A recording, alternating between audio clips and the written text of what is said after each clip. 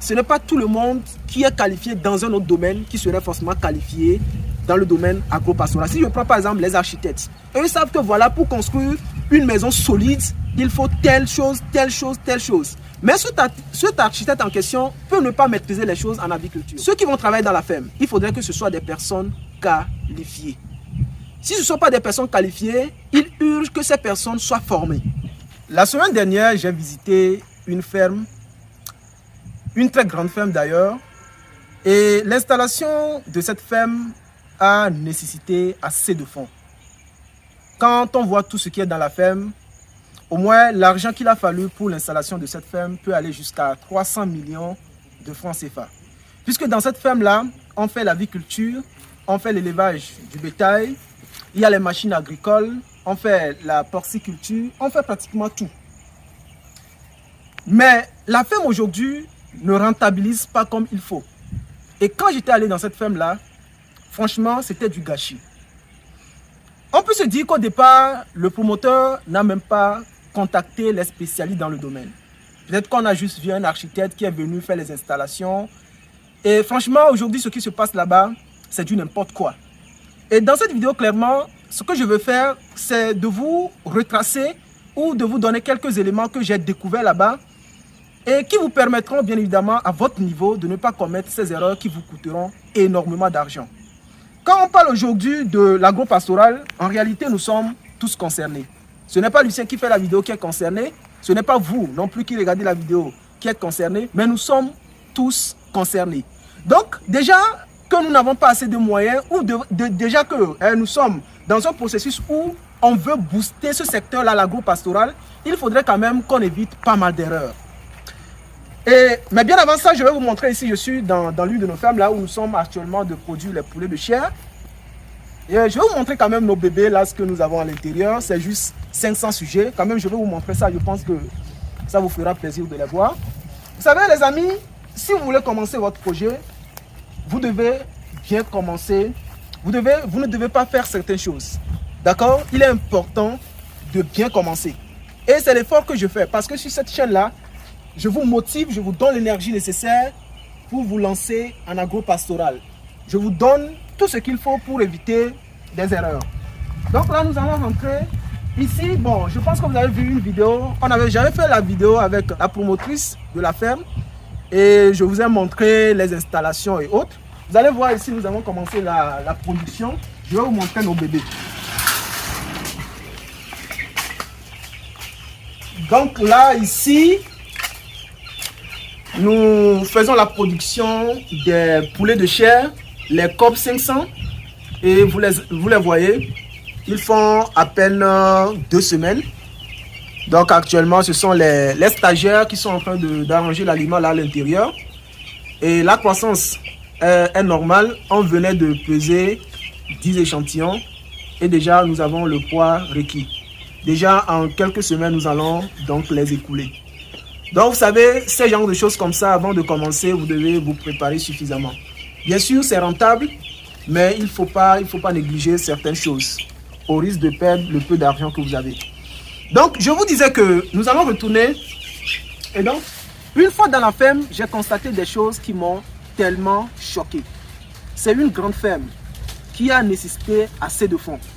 Et vous savez, si c'était bon, j'allais faire directement une vidéo là-bas pour vous présenter tout ce qu'il y a à l'intérieur. Mais comme ce n'est pas bon, pour ne pas décourager le promoteur, pour ne pas en tout cas mettre quelque chose qui n'est pas joli sur le net, je me suis dit non, je vais faire la vidéo quelque part pour ne pas dévoiler l'image de la ferme. La première erreur qui a été commise dans cette ferme, c'est que la ferme est installée tout proche d'une autoroute. Et si vous me suivez depuis, vous savez certainement qu'une ferme ne s'installe pas, surtout une ferme avicole, ne s'installe pas quelque part où il y a tellement du bruit, à cause du stress. Les poules de façon fréquente, de façon régulière seront stressées. Et quand j'étais allé dans cette ferme-là, j'ai eu la possibilité de discuter avec le gérant de la ferme, celui qui était surtout au niveau des pondeuses, parce que je vous ai dit que là, on fait les pondeuses, on fait les bœufs, on fait presque tout. Il y a les porcs et il y a également les tracteurs agricoles, parce qu'il y a une ferme agricole qui est associée à la ferme d'élevage. Et donc, le gérant m'a dit que chaque jour, ils assistent toujours à des chutes de ponte. Et quand il y a chute de ponte, souvent, la rosse prend tellement du temps. Donc les amis, comprenez très bien que lorsqu'on vous dit certaines choses, c'est parce que nous avons des preuves.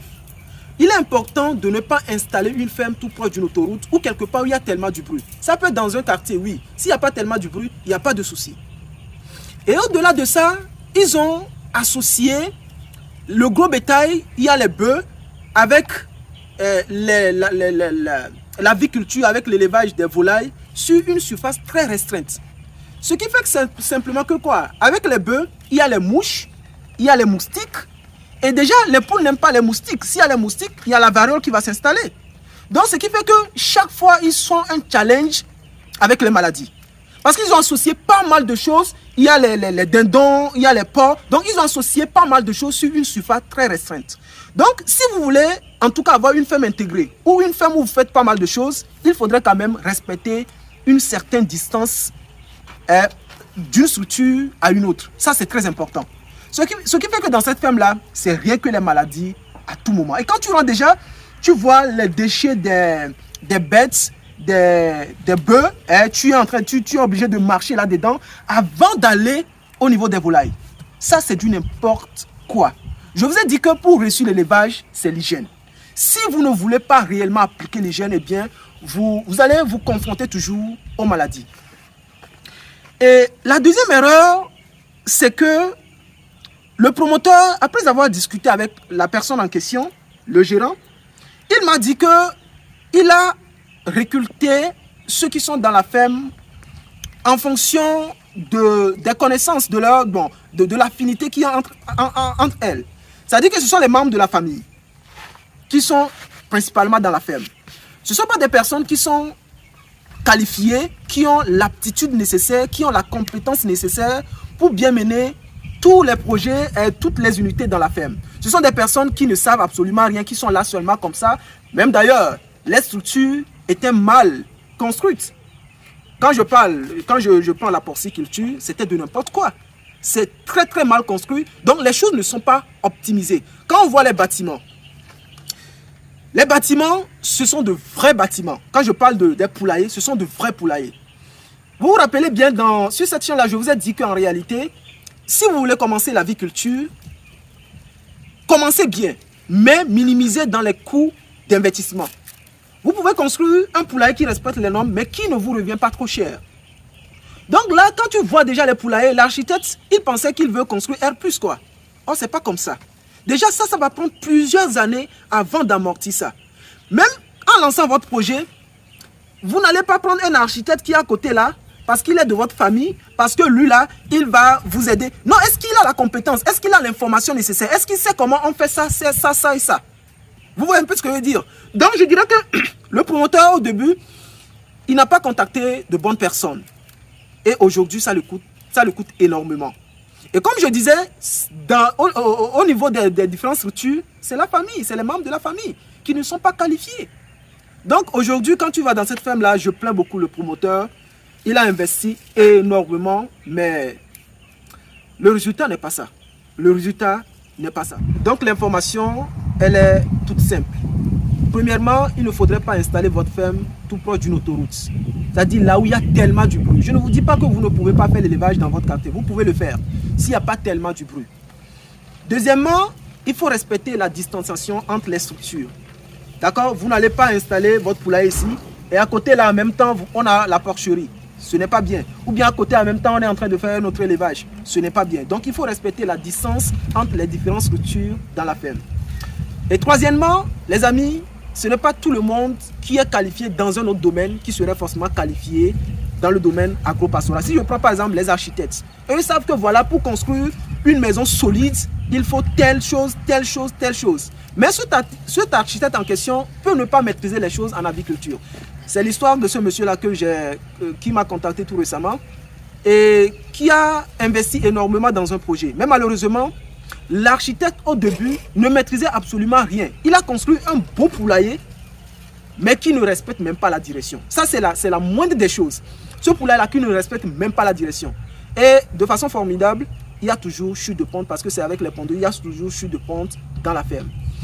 Et en troisième position, comme je le dis toujours, ceux qui vont travailler dans la ferme, il faudrait que ce soit des personnes qualifiées. Si ce ne sont pas des personnes qualifiées, il urge que ces personnes soient formées. Quand je dis formation en élevage, ce n'est pas de la blague. Vaut mieux former vos ouvriers que de les laisser foutre de n'importe quoi dans la ferme. Moi aujourd'hui, j'ai travaillé avec pas mal de personnes, j'ai circulé dans pas mal de fermes, j'ai découvert pas mal de choses et donc quand je vous parle, retenez ça attentivement.